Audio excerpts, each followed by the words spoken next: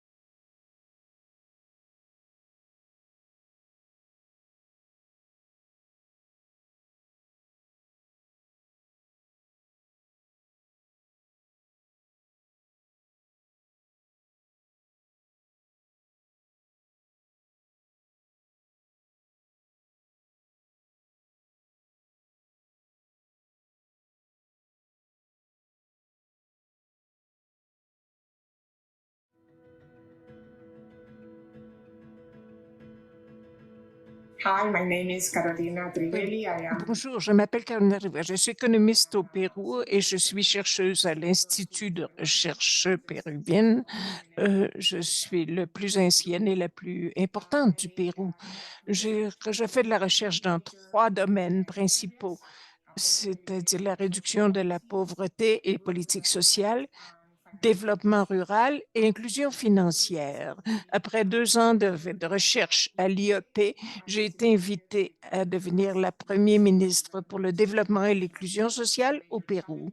Sont le principal défi à relever principalement parce que mes responsabilités étaient de développer un nouveau secteur et de contribuer à un agenda d'inclusion sociale dans le secteur public au Pérou. Je passe le tiers de mon temps à faire des recherches et l'autre, ce qui reste, à donner des services de consultation et le reste de mon temps, finalement, à collaborer avec des organisations sociales pour réaliser des mentorats et travailler avec la société civile dans des bureaux du secteur public et privé pour améliorer les conditions sociales et augmenter les opportunités pour toutes et tous. Pourquoi? C'est-à-dire pour construire un meilleur pays et donner de meilleures opportunités de succès à toutes et à tous. Je passe une bonne part de mon temps à faire des activités de mentorat pour les jeunes femmes professionnelles et les organisations de jeunes femmes, pour assurer que chaque femme au Pérou puisse poursuivre ses rêves et tirer la meilleure partie des opportunités qui lui sont offertes. Tout travail exécuté pour appuyer les femmes dans ce pays se traduit en des résultats positifs pour elles dans leur vie personnelle et aussi pour la société entière. Ceci améliore les opportunités disponibles à 4 femmes, pour chacune des femmes du Pérou. Donc, je suis très fière d'être aujourd'hui ici et j'espère que nous aurons l'opportunité de converser plus amplement. C'est votre prochain séminaire de la série Catalysatrice pour le changement le 5 décembre prochain. Welcome to the Catalyst of Change There is interpretation available in Spanish. L'interprétation disponible en français et en espagnol. Alors, choisissez la langue qui est la vôtre à la base de votre écran, au bas de votre écran. Ce séminaire sera enregistré.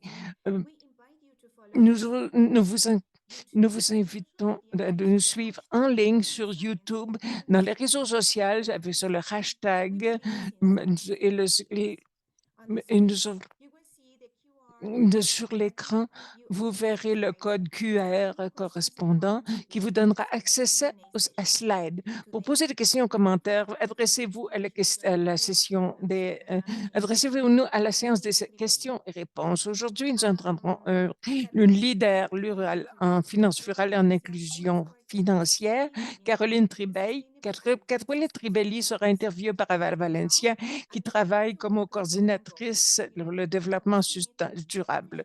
Maintenant, je souhaite la bienvenue à Bram Govertz, directeur général de SMIT, ainsi qu'à Caroline Ribera. Je donne la parole à Monsieur Govertz. Merci de cette présentation. J'espère que l'on m'entend bien. Bonjour tous et toutes. J'espère que bonsoir, tout dépendant d'où vous trouvez. Et bienvenue donc au 7e séminaire pour les femmes leaders en sciences. Nous avons une série de rencontres TED pour présenter les femmes des institutions aussi importantes comme la nôtre. Donc, nous, nous souhaiterons écouter vos opinions. Donc, nous présenterons plus divers styles de leadership et de la route à suivre pour plusieurs. Donc, nous voulons écouter ici une ample représentation des balances du genre en matière de leadership. Dans cette série, nous souhaitons que les femmes leaders dans leur capacité dans la famille familiale, dans leur changement de discipline, parce que nous croyons que les styles de leadership peuvent prendre diverses apparences. Donc, la présentatrice d'aujourd'hui, Carolina Trivelli, est leader et que elle est notre présentatrice et elle est aussi chercheuse principale à l'Institut des études péruviennes. Elle détient une maîtrise en économie agroéconomie de l'Université de Pennsylvanie et de même que l'Université. Elle a été la première ministre du Développement et de l'inclusion sociale au Pérou entre 2011 et 2013. Elle est consultante de diverses organisations internationales et donc, elle est la première femme de notre forum. Donc, voilà pourquoi nous applaudissons ses réussites et nous suivrons des exemples, nous tenons à ses valeurs. Donc, pour ceci, elle est membre du comité assesseur de l'inclusion économique. Au Pérou, elle est conseillère au conseil fiscal et membre du conseil d'admission pour l'estimation de la pauvreté de l'INEI. Elle est membre des organisateurs de REDES, des jeux de développement, l'Institut bicentenaire Sanima, une entreprise sociale. Non seulement, elle écrit des colonnes en matière de commerce et d'administration. Remercie énormément et félicitations de tous ses succès. Et nous remercions surtout ta présence pour que tu nous fasses connaître ton histoire et ta trajectoire, connaître sur ton expérience. Merci, merci à tous, merci de l'invitation et de l'opportunité qui m'a été d'être aujourd'hui parmi vous. Euh, euh, je tenterai de me servir de la meilleure partie possible du temps dont je dispose et pour vous présenter une partie de ma carrière professionnelle pour que vous puissiez voir de comment chaque fois que je contribue au changement social au Pérou, je soutiens d'autres inquiétudes de la région pour avancer, pour ouvrir la voie à l'innovation et pour tirer le meilleur parti possible des réseaux pour promouvoir les changements. Donc, je suis donc économiste. Pendant les premières 20 années de ma vie professionnelle, j'ai travaillé pour l'IFE et pour encourager le changement social au Pérou, me centrant surtout sur l'anthropologie. J'ai travaillé avec un groupe réduit d'économistes à travailler pour le développement rural, dans les zones rurales, pour l'éradication de la pauvreté, pour promouvoir l'équité dans le travail. Donc, j'ai commencé ma carrière en travaillant en matière agriculture et en finance. Pourquoi c'était si difficile d'obtenir de bons crédits pour la production agricole? Donc, j'ai eu la très grande opportunité de me retrouver avec les personnes avec lesquelles j'ai commencé à voir le développement des microcrédits et des microfinances dans mon pays. Et nous avons une vision beaucoup plus ample des microfinances et, et nous avons étudié toutes les restrictions que nous avions. Les personnes dans les régions rurales les plus sous-développées, les plus éloignées, pour les accompagner et pour les aider à qu'ils fassent des économies. Donc, j'ai pris part à une initiative qui posait un défi énorme dans la région pour encourager les différents programmes sociaux pour obtenir des transferts, pour faciliter les transferts d'argent liquide aux personnes les plus vulnérables. Aujourd'hui, ceci est évident, mais en 2005, ce ne l'était pas tant. C'était en fait quelque chose d'assez difficile. C'est pour les personnes qui habitaient dans les zones rurales, il est très difficile d'effectuer des transferts monétaires. Donc, et finalement, a eu lieu ont eu lieu les évaluations euh, qui ont permis de se servir du secteur financier comme un complément de l'inclusion financière. Donc, et surtout pour améliorer les opportunités disponibles à aux récipiendaires de ces transferts. Nous avons commencé à travailler main dans la main avec le gouvernement pour les convaincre de se servir ou d'ajouter l'inclusion financière à leur programme de transparence, de transfert d'argent liquide, ainsi que en examinant cette composante d'inclusion financière, ceci aiderait bien sûr, et étant donné de nouveaux outils pour pour pouvoir un meilleur usage de leur un transfert, pour prendre des meilleures décisions dans leur économie. Et donc, ceci était une bonne idée pour le secteur, le fait d'ajouter un élément de transparence, un plus grand nombre de contrôles qui, qui reviendrait à un prix moindre. Nous avons démontré au secteur financier que tout ceci dans le cas des entreprises. Nous n'avions pas les outils suffisants, mais finalement, ce n'était pas l'objectif principal. Donc, nous, quoique nous avons pu soutenir l'inclusion financière aux programmes sociaux, et ceci a été a effectué un changement énorme pour comment mettre en marche les programmes sociaux. Maintenant, tout le monde parle de ce genre de programme, surtout après la pandémie. C'est une nouvelle façon de voir les transferts pour les communautés, sauf que euh, à, ce à cette époque, nous avons dû faire les premiers pas pour avancer dans cette direction. Donc, en 2011, j'ai reçu un appel du bureau de Westwood, donc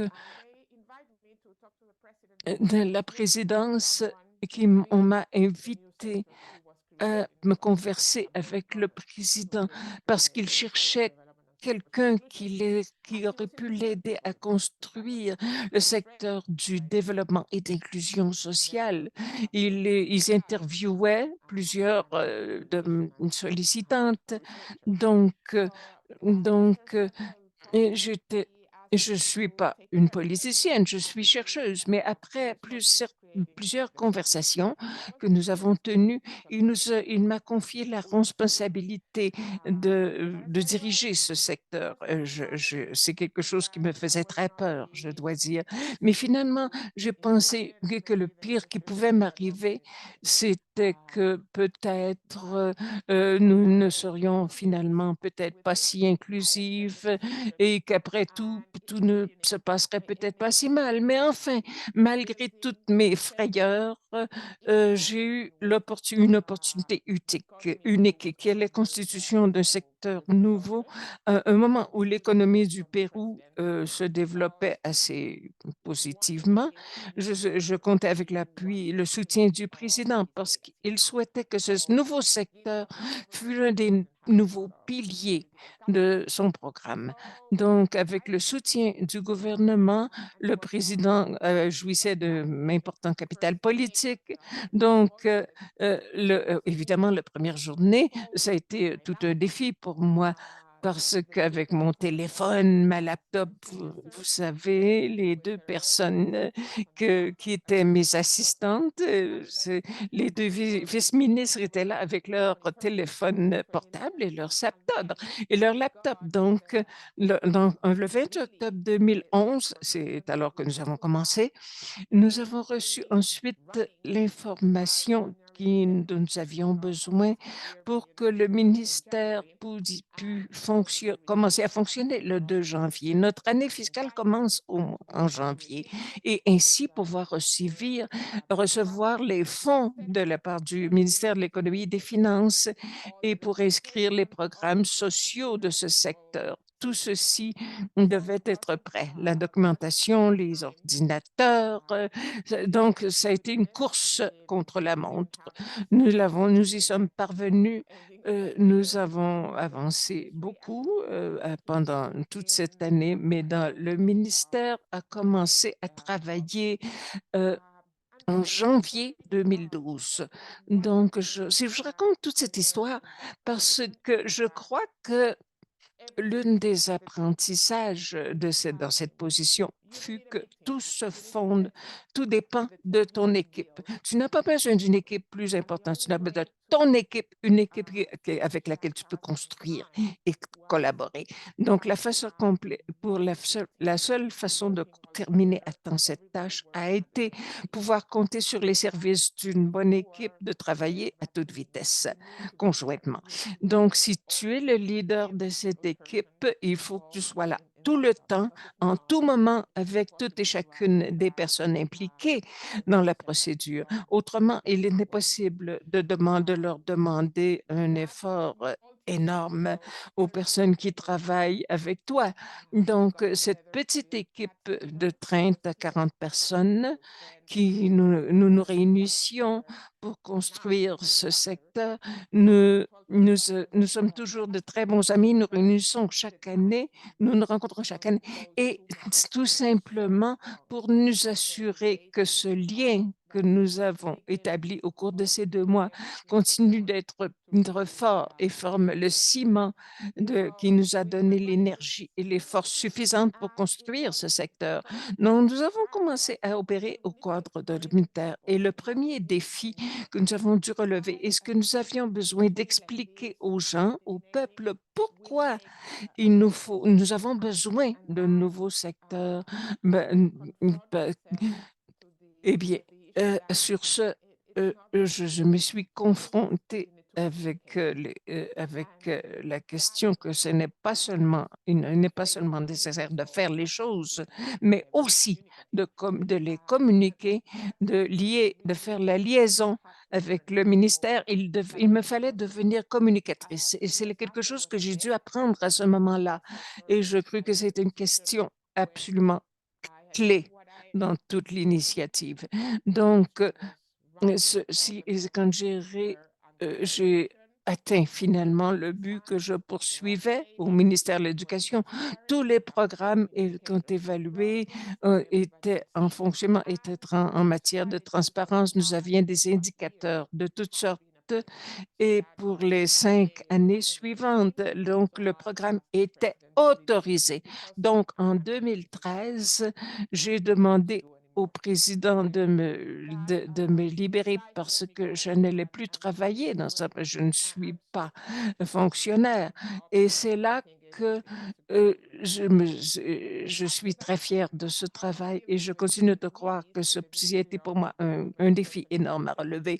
Mais cela dit, mon cœur est toujours à Mayday et j'ai eu euh, j'ai beaucoup de questions difficiles à résoudre avec les secteurs lorsque je croyais que nous continuions. Je ne faisais pas vraiment ce qu'il était nécessaire de faire, mais je continue. Ceci est toujours une ressource pour le secteur. Et toutefois, je, je parle toujours pour faire germer la graine semée et faire et travailler en dehors de la politique pour assurer que les bénéfices des programmes sociaux soient dirigés à ceux qui en ont le plus besoin. Et nous avons demandé au change. Oui, nous avons fait bien des discussions, nous avons échoué dans un grand nombre de projets. Il y a des choses qui n'ont pas fonctionné. Les secteurs publics sont très compliqués. Non seulement il est possible de tout faire, mais considérant, par exemple, mon histoire d'inclusion financière, nous avons fait les plus grands efforts pour nous assurer que les conditions de réception et des transferts adressés aux femmes fussent en mesure qu'on leur fournisse une carte de débit, qu'ils apprennent à se servir des guichets automatiques.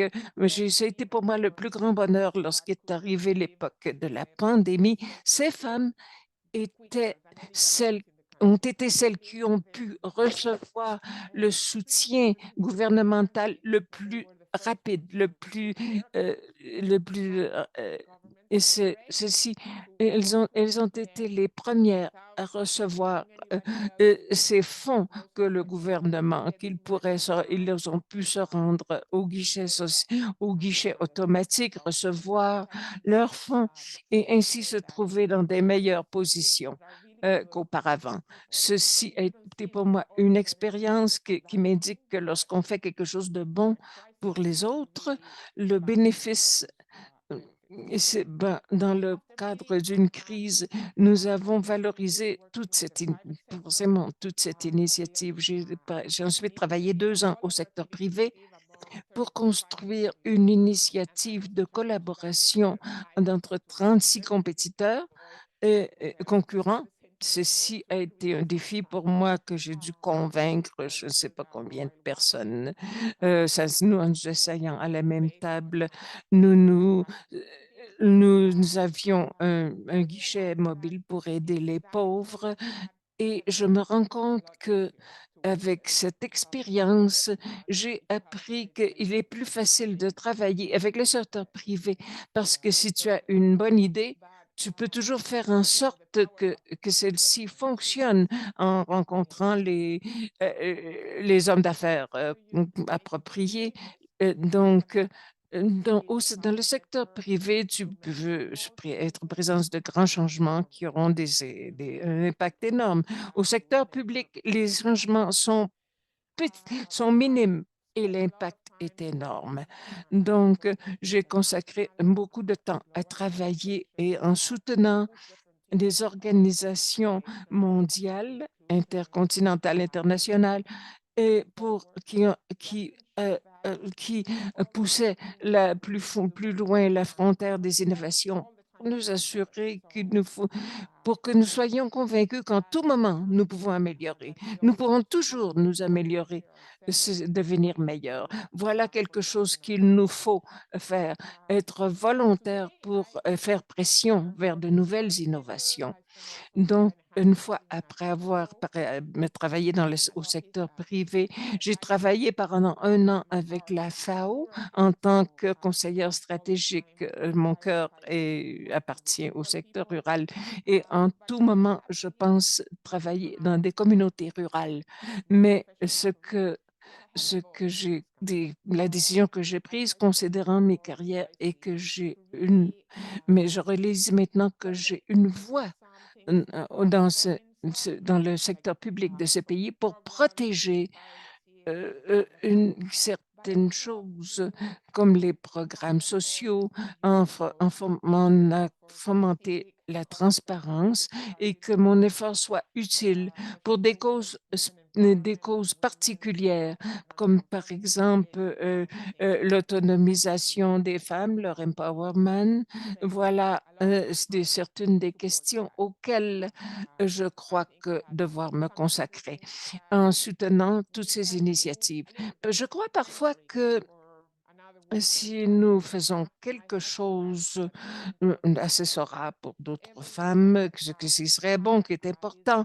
Et je crois que toutes les femmes qui ont ici dans une position de leadership doivent s'assurer de toujours converser avec d'autres femmes en leur donnant l'empowerment dont elles ont besoin, dont nous avons tous besoin dans un monde en développement. Sur les formes de leadership chez les femmes, ce n'est rien de très facile.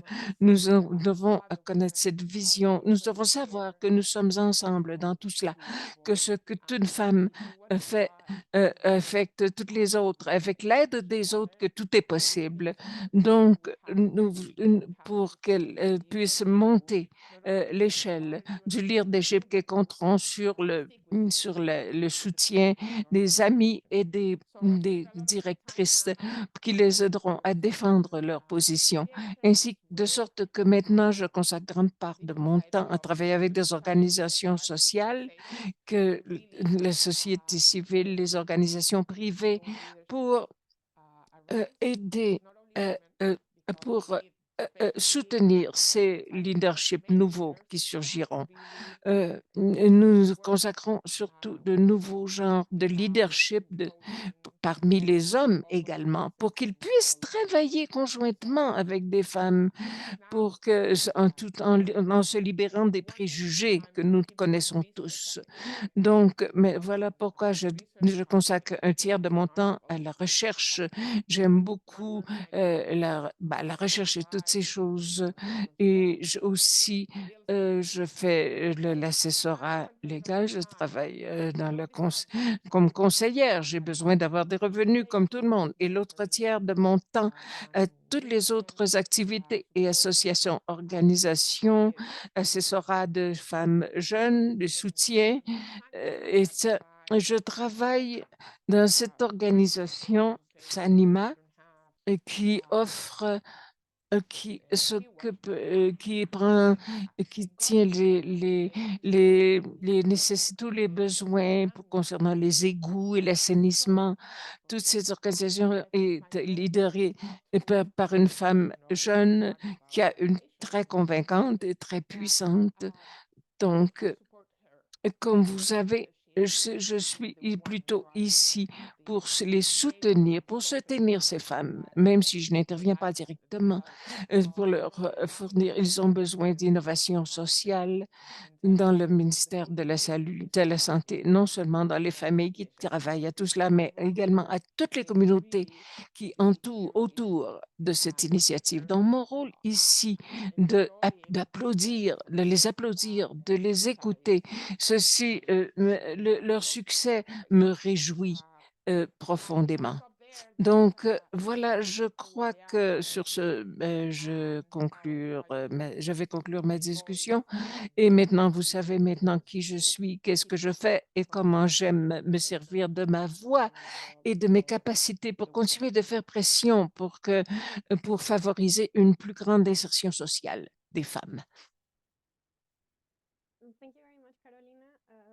Euh, It's very merci. motivating to hear how you have developed your career. C'est And also très to have the intéressant proof that you have d'entendre done comment tu as international to développé local level.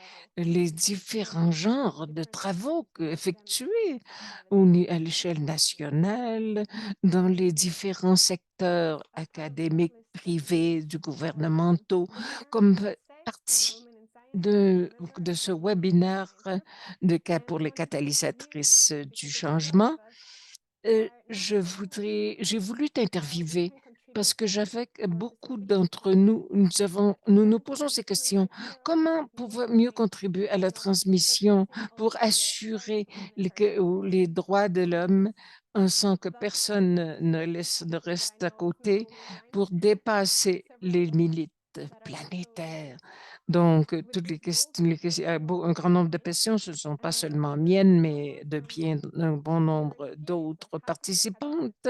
maybe a Et nous summary of souhaitons connaître un peu the mieux ton politicians and politicians expérience. that you leader in Comment tu as été international politics. catalysatrice du changement, non seulement en tant So que femme, mais en tant que chercheuse I scientifique thought many things before et promotrice we de l'inclusion started sociale. recording. So Donc, j'ai I don't know pensé à bien des questions choses to lorsque tu start. nous racontais toute But I ton think histoire there is et also je ne a savais lot pas to vraiment, is je ne savais pas vraiment how do you quoi te think demander, quelles that it's questions te different to poser have d'abord. current Mais considérant ta women in actual trajectoire, access, ton parcours de vie, given your work as a policy quelle minister était in Peru, but also comment given that générer you have on an conscience de international l'inclusion level sociale dans ton travail en tant que engagement première in the ministre sector. et aussi ton expérience Don't au you think that niveau international skills dans les différents secteurs? pretty similar, I would say. Je dois dire que je me sens, And et the mon ways approche est toute simple, we mais c'est understand what surtout la forme, women la do and what they façon do de is faire to really talk to the people you're working with comment and to understand what their comprendre needs are la really. valeur de ton Um, travail, de ta collaboration, comment and comprendre les personnes avec I think lesquelles tu most travailles of the time when et we are comprendre comment tu es en mesure working with de the modifier certaines situations. some Normalement, nous travaillons dans let's un say bureau. bureaucracy Ici, that on we nous have, right? demande We have d'élaborer a lot quelque of chose. Nous ideas avons and plein we d'idées. would like Nous to avons beaucoup de but then conversations. Nous avons um, reçu un you also bon have to take conseil that stop d'experts. and go Mais and je talk to pense the un people instant and que tu dois listen the arrêter un truth of the moment people et il faut que want to tu help parles, because que tu we converses believe avec les gens, se most of the mettre dans people leurs souliers, te mettre à leur face place, the same parce que bien restrictions souvent, and that's not true. We nous need prenons to understand nous croyons que les experience personnes of ont les people mêmes that are limitations que different les and the nôtres. Ceci restrictions n'est of the pas day forcément comme or ça. the week Il faut comprendre because comment les many of différents them groupes would like to stay ont all certaines as long as they limitations can. et That's comment ils very peuvent valid poursuivre leurs because rêves. that's Et si tu ne fais pas cela, tu ne I work a pourras lot pas te in servir de tes inclusion connaissances I et believe ni in with ni education des most of connaissances, the de ton time in practice expérience. and they were Donc, j'ai very travaillé beaucoup strong dans and l'inclusion always financière. very Je travaillais nice avec une banque qui education of the s'inquiétait women lorsqu'ils avaient un in très bon Peru programme de and it's not crédit that pour the les femmes I'm not dans les saying that villes du ambitious kind of Pérou et ils disaient, oui, more bon, mais targeted les femmes ne sont pas, sont moins ambitieuses. Elles n'ont pas besoin elles sont bonnes pour faire d'autres genres de travaux. Mais qu'est-ce que nous faisons de mal? Ben, ils ne faisaient rien de mal, sauf qu'ils ne comprenaient pas quel était l'objectif principal, c'est-à-dire que les femmes poursuivaient, bien des femmes avaient besoin d'un crédit. Bon nombre d'entre elles avaient entre 40 ou 50 ans, leurs enfants avaient grandi, ils travaillent maintenant et ils ne souhaitent plus travailler. Ils souhaitent avoir du temps pour s'occuper de la maison de leurs petits-enfants. Ils ont un autre style de vie. Ils ne veulent pas continuer de faire en sorte que leur exploitation grandisse, embaucher plus de gens et générer des plus hauts profits.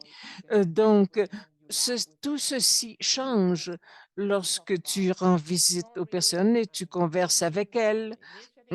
Tu partages, tu connais leurs histoires, leurs rêves, leurs initiatives, et c'est alors que toutes les connaissances qu'ils possèdent, leur expérience, sert pour générer des solutions qui seraient d'utilité pour elles.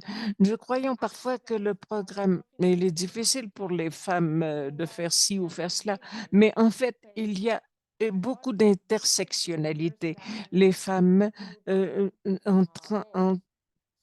entreprennent, relèvent différents défis que relèvent les hommes ou nos aînés.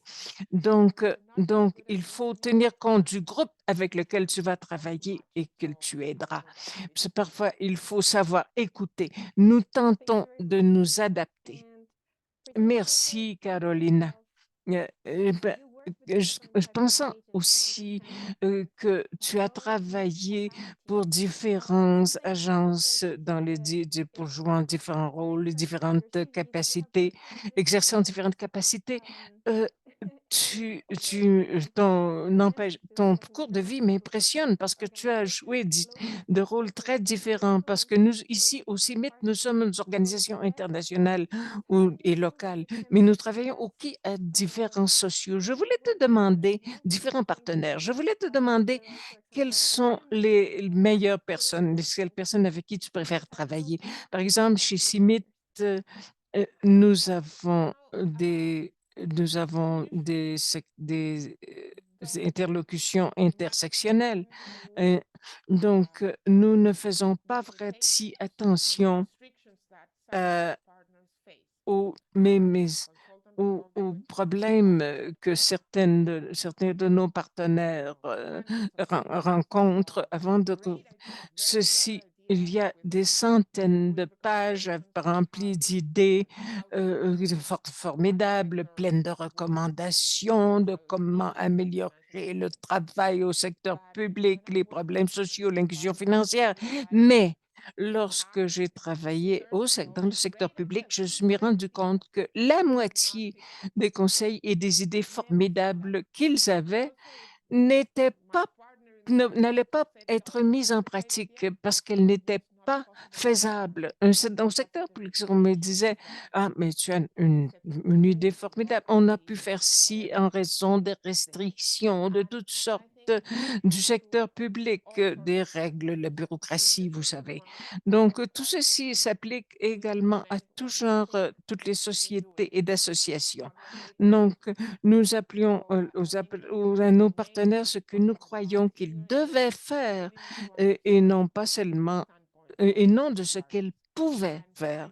Donc, il est important de connaître à quel point ils se trouvent, à quel point les partenaires se trouvent, ce qu'ils partagent.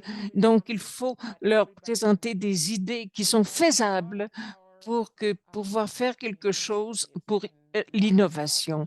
Donc, un bon nombre de nos initiatives dans ces grandes associations n'avancent pas parce que certains des partenaires ne sont pas en mesure de faire ce que l'on attend d'eux.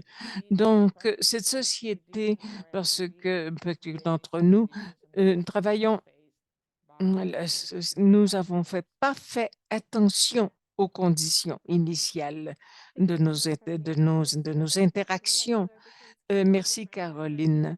Et c'est très important de voir comme les différentes échelles, secteurs, genres et groupes d'âge impliquent et tout ce qui implique pour nous ce que les partenaires font et ne font pas.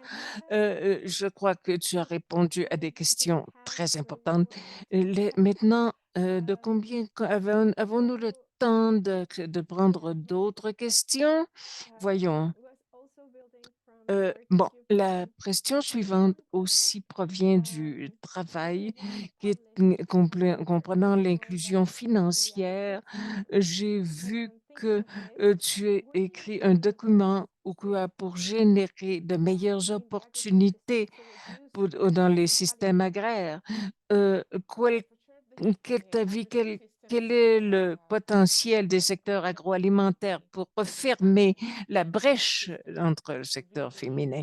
Il y a une grande opportunité lorsque nous agissons en tant que système pour avancer et améliorer non seulement l'égalité entre les systèmes, l'équité, mais aussi la production d'opportunités nouvelles d'implication pour continuer d'avancer. L'inclusion financière est un outil et quelque chose de simple, mais il y a mais nous avons besoin de formatrices pour que tout le monde y participe. Chaque fois que je parle d'inclusion financière, j'aime dire à mon public que l'inclusion financière étant quelque chose, bien que ce soit simple, a besoin d'un accès pour l'usage de services de qualité au sein du secteur financier. Tu pourrais toujours être formatrice que si tu comprends, si tu pourrais te considérer comme une boîte d'outils. Chaque personne doit choisir dans cette boîte les outils qu'ils auront besoin à un moment donné. Si tu as besoin d'un compte d'épargne, d'une assurance, parfois il faut mettre de l'argent de côté pour ta retraite. Voilà, 13 outils différents qui se trouvent dans la même boîte d'outils. Alors, si tu as besoin de tout l'ensemble d'outils, mais le marteau, ni le tournevis, tu as besoin de tous ces instruments, de tous ces outils. Donc, lorsque tu es incluse au côté financier, tu as le bénéfice, l'avantage d'être accompagné d'un réseau de personnes qui travaillent au secteur financier.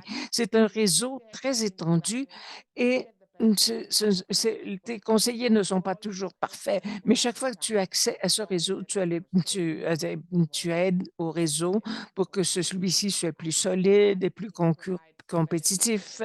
Donc, ta contribution est un bénéfice pour toute l'économie et toute la société. Et troisième point, concernant l'inclusion financière, est comment avoir le joker dans tes cartes, lorsqu'il s'agit de diverses formes d'investissement, tu dois connaître les statistiques correspondantes à l'inclusion financière qui nous offrent le développement pour apporter des changements. Voilà pourquoi les systèmes agroalimentaires ainsi que font le lien à l'intérieur au sein du système avec les systèmes agroalimentaires pour améliorer. Il n'améliorera que si tout est meilleur avec de meilleures règles d'agissement parce que chaque restriction implique une relation et des pouvoirs et bien souvent des injustices.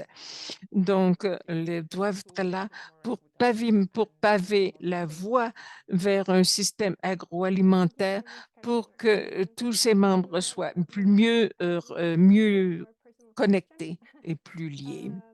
Maintenant, je voudrais faire une question toute personnelle qui est quel conseil donnerais-tu aux femmes jeunes euh, qui, pour qu'elles ne se découragent pas face à des défis institutionnels auxquels elles font face?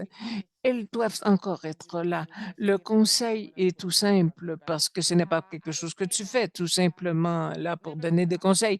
Eh bien, je dois dire que n'abandonnez pas, ne lâchez pas. Ne jamais, n'ayez jamais si peur que vous veuillez tout abandonner, que la frayeur vous oblige de tirer parti des opportunités que vous avez. Tu peux risquer de rechercher, avoir des échecs si tu veux, mais ne pas te laisser répondre. Tu peux toujours vous regretter une initiative, mais de toute façon, nous n'avons rien à perdre en tirant parti des nouvelles opportunités qui nous sont offertes. Ma phrase favorite en ce sens est tu peux toujours dire non, tu pourras toujours dire non.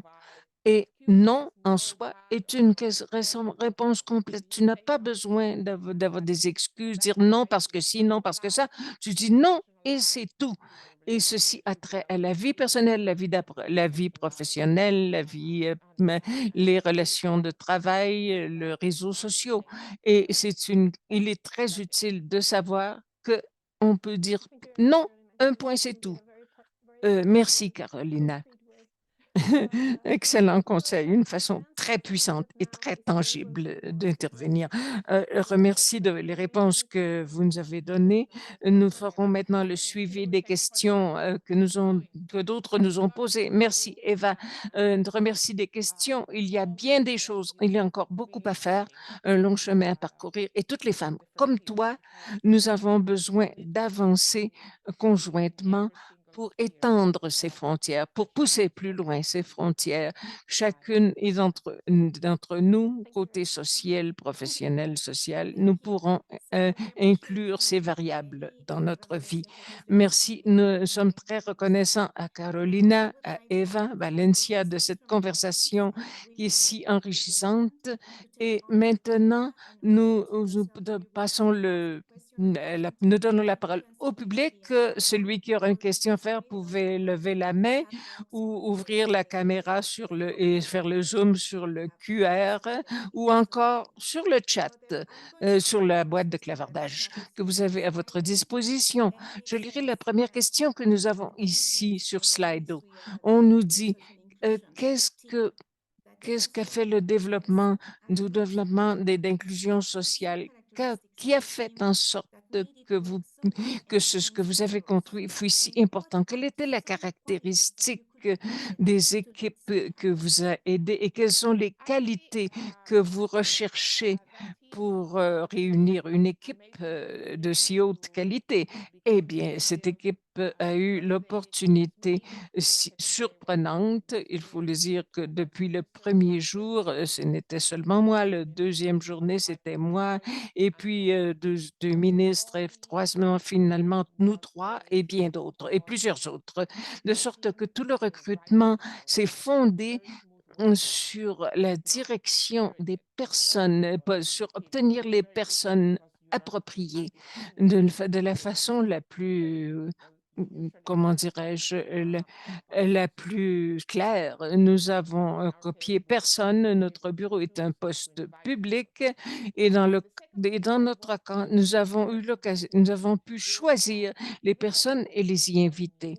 Deux aspects clés de la construction de cette équipe est que bien que ceci devrait être un projet nouveau, euh, nous savions que ce que nous allions construire devait être quelque chose de très bonne qualité et ce qui devrait avoir un impact. Nous allions devoir fournir des preuves de cet impact, faire toutes sortes de choses qui allaient avoir une bonne influence pour servir ceux à qui en avaient le plus besoin.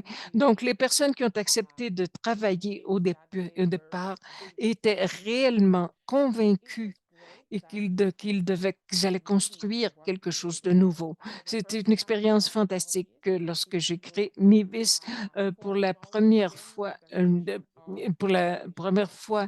Nous avons 4 directions générales d'évaluation et ceci nous a placés au centre de la procédure de création du ministère. Nous avons tout évalué. Si nous devions avoir un impact ou recréer cette dimension, parce que nous n'allions quand même pas dépenser des fonds publics dans la création de quelque chose qui n'allait pas fonctionner.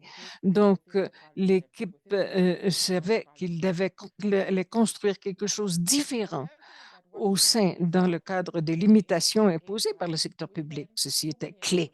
Une autre question clé qui est pas si bonne est ce que nous avons passé énormément de temps à travailler ensemble. Nous n'avions pas de bureau à notre disposition. Donc, les premières 10 journées, nous travaillions dans mon bureau. Alors, et finalement, nous avons eu besoin de 2 autres bureaux qu'on nous a prêtés. Et finalement, nous avons finalement, au ministère public, on nous a fourni 3 bureaux. Donc, nous passions toute la journée et bonne part de la nuit en travaillant conjointement pour créer des choses ensemble. Ceci n'est possible qu'au début, lorsque tu as plein de... Voilà ce qui, à mon avis, une équipe initiale, une première équipe solide. Je crois que ceci a été le facteur clé du succès de ce nouveau ministère, que certaines des choses se sont poursuivies, d'autres non. Il y a un bon nombre de personnes qui nous ont laissés, mais tout reste présent dans l'esprit de notre secteur. Merci de partager ces expériences qui nous sont si intéressantes.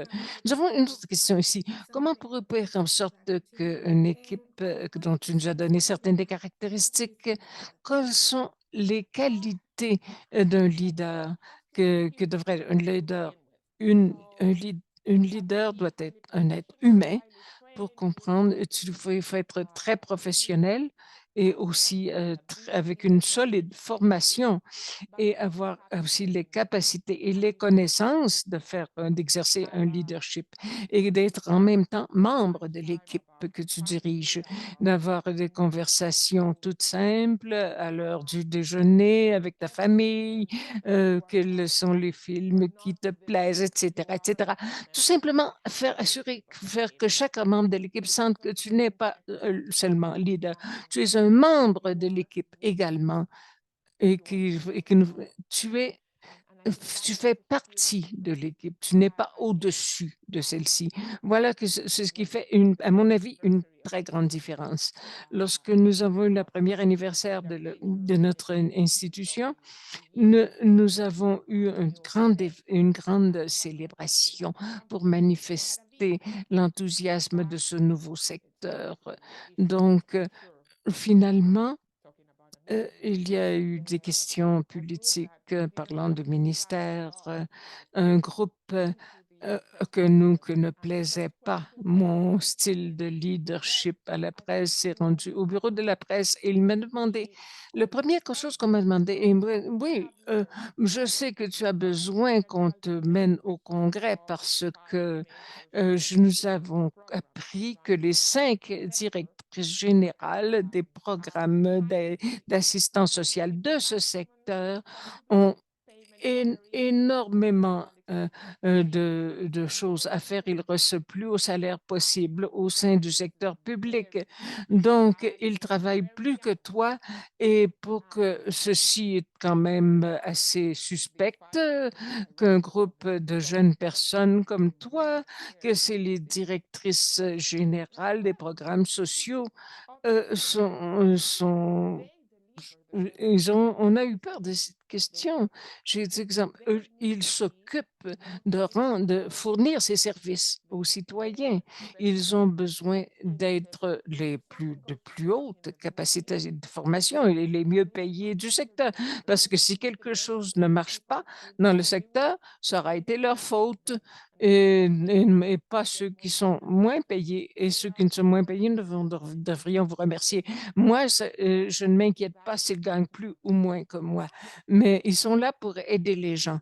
Donc, cette déclaration à moi, donc, euh, le soutien le plus important qu'ils ont ressenti, ils se sont sentis protégés par le leader que j'étais. Voilà ce qu'il faut demander au leader, qu'il protège continuellement à son équipe. Voilà le rôle que doit jouer un rôle, protéger les membres de son équipe et leur fournir les meilleures conditions possibles pour travailler. Merci. Donc, quelle histoire pourrais-tu nous faire partager des défis que tu as dû relever? Comment les as-tu vaincus? Trop de défis. Je pourrais passer toute la journée pour en parler, mais je crois que le principal défi à relever pour n'importe quel d'entre nous dans une position de prise de décision de travail et lorsque les gens qui travaillent avec toi n'aient pas confiance en toi. Donc, il y a 2 façons de s'occuper de cela.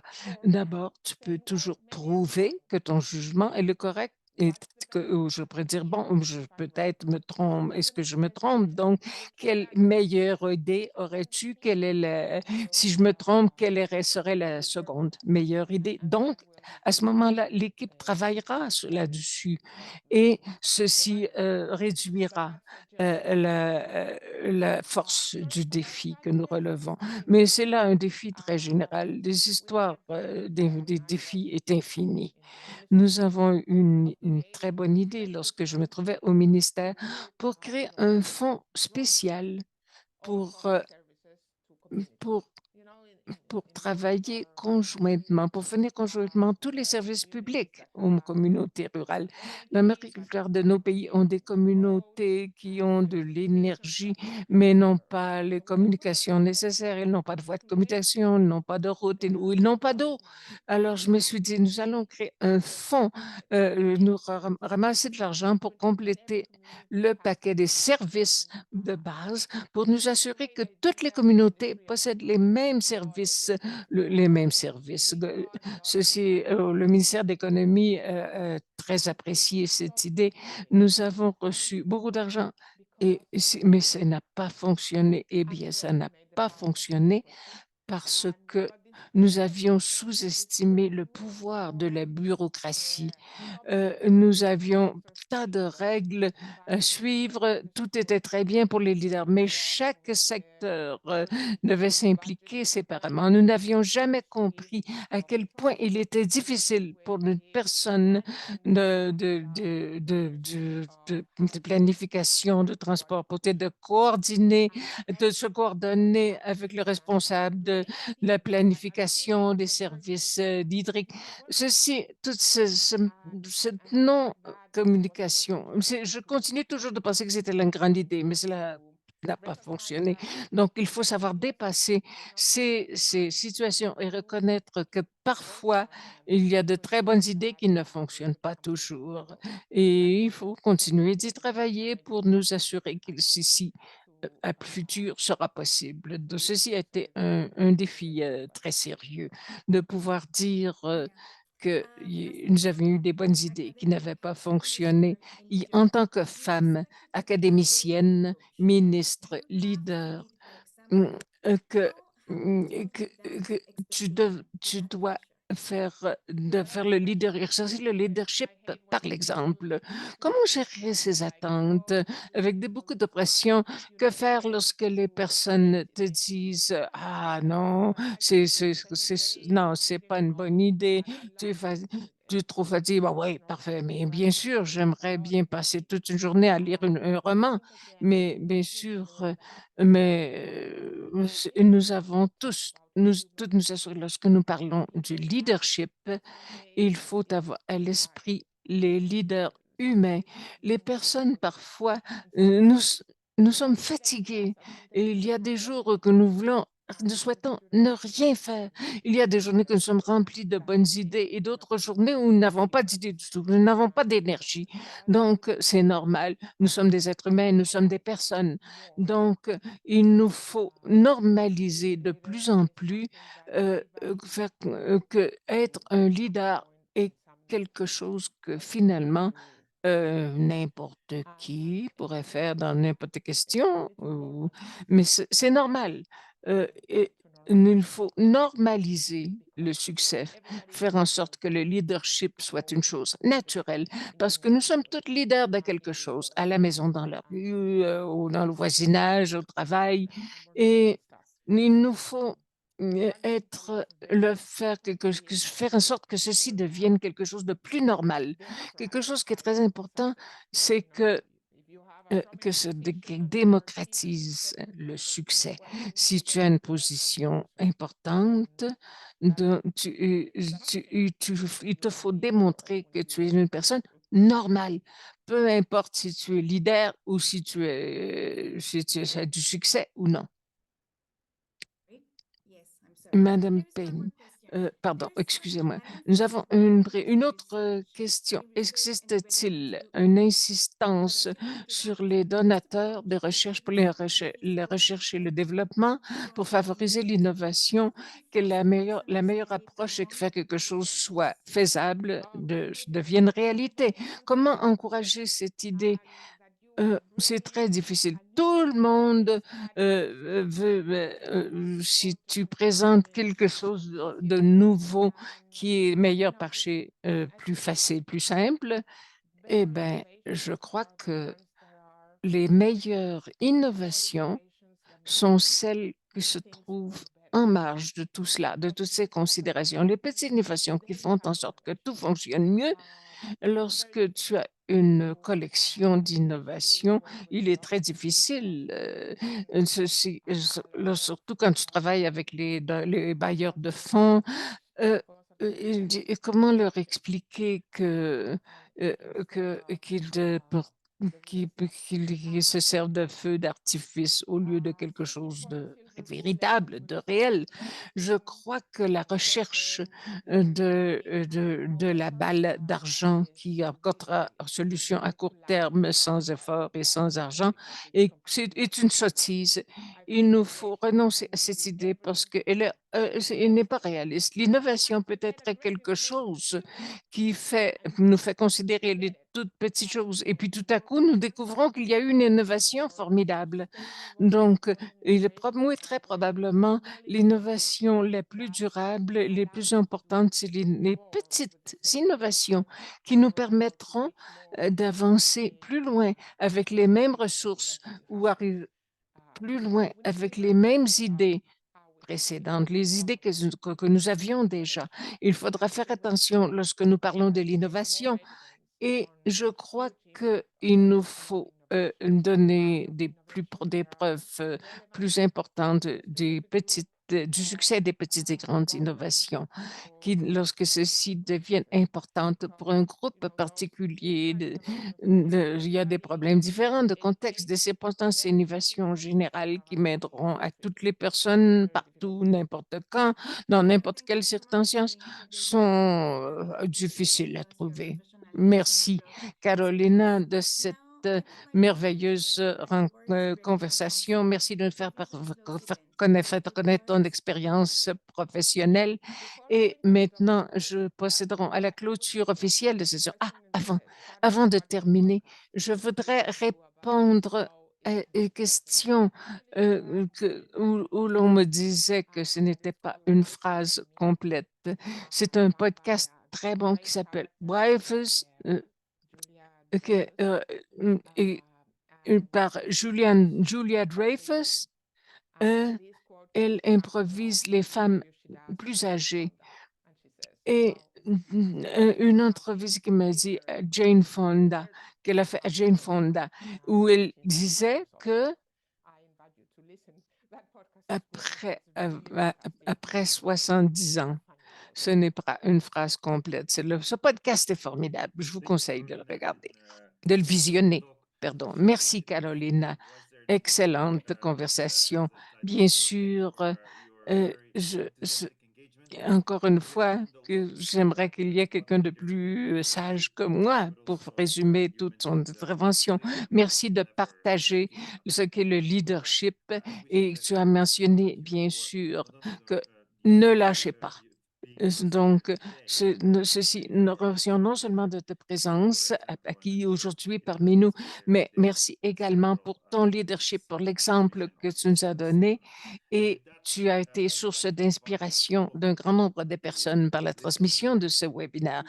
Donc, je vous invite toutes et toutes pour nous écouter et connaître qui sera notre présentatrice de la dernière séance de 2023 de la série de séminaires pour catalysatrice du changement. Je pense que ceci est un moment très important dans notre histoire. Dans ma perspective, nous sommes dans une époque où il y a bien des choses qui sont en train de changer parmi nous. L'optimisme qu'il y avait en 1989 après la chute du mur de Berlin, un monde ouvert, un monde qui vivrait dans l'harmonie, n'est plus là parmi nous. Les changements géopolitiques actuels nous font penser nouvellement à des blocus. Le commerce peut s'en voir impliqué. La forme que nous voyons de la technologie s'est vue sérieusement affectée. Revenons 100 ans en arrière lorsque la moitié de la population mondiale était sous-alimentée. La terre était un tour labourée par les animaux et par les hommes. Quel changement avons-nous aujourd'hui? Est-ce que notre alimentation est plus diverse, une plus grande quantité, mais un meilleur marché qu'auparavant, plus sécuritaire que jamais auparavant? Cependant, toutefois, il y a un profond sentiment d'inadéquation de notre culture et de tout cela. Le changement climatique, l'érosion des sols, le manque d'eau, la qualité de l'eau, et tout ceci nous semble maintenant tout près de nous. Donc, il n'y a pas de solution pour le futur de l'agriculture et de l'alimentation sans considérer nouvellement qu'est-ce que la science a à nous offrir. Voilà la différence. Au passé, nous pensions qu'il n'était pas nécessaire de penser aux impacts du développement. Nous savions pas quels seraient les effets. Nous travaillons avec tous les produits chimiques utilisés. Personne ne savait vraiment ce que s'y pouvait avoir les écosystèmes. Il n'y avait pas de preuve de tout cela. Il n'est pas nécessaire. Aujourd'hui, nous en savons beaucoup plus. Nous devons nous servir de la science d'une façon très responsable. Et pour ce faire, nous avons de grandes opportunités aujourd'hui pour ce faire. Nous sommes au prochain séminaire de la série catalysatrice du changement le 13 décembre prochain.